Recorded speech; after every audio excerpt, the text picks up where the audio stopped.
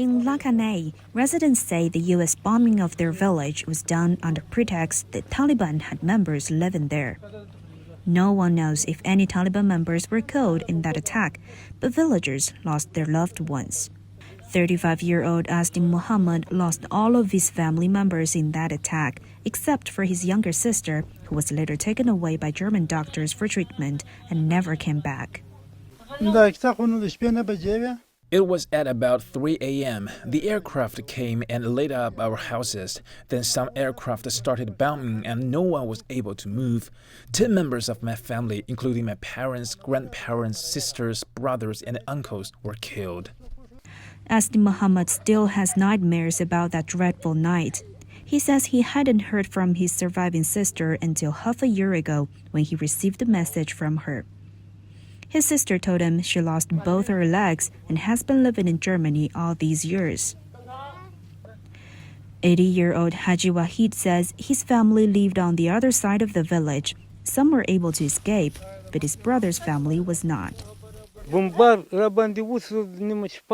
90 members of my brother's family lost their lives on that night.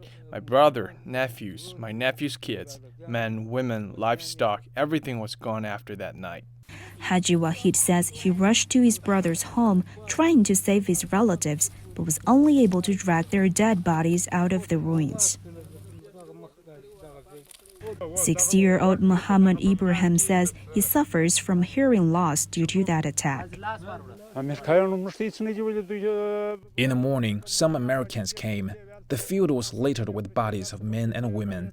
The U.S. soldiers told us they would take only 2 or 3 injured people to the aircraft for treatment. Because of those bombs and fires, I cannot hear very well. Haji Rahmatullah says his wounds healed with time, but that the scars are forever left on his arm, leg, and heart. 3 members of my family, my father and my 2 brothers, were killed in that attack.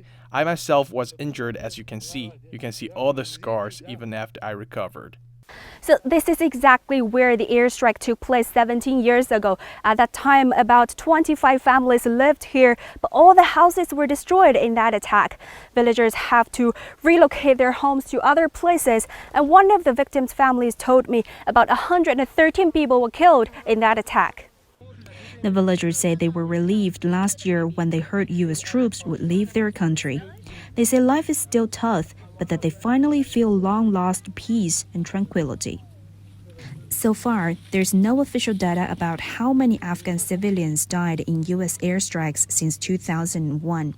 But in 2017, the U.S. loosened its rules of engagement for airstrikes in Afghanistan, which resulted in a massive increase in civilian casualties. Huang, CGTN, Kandahar, Afghanistan.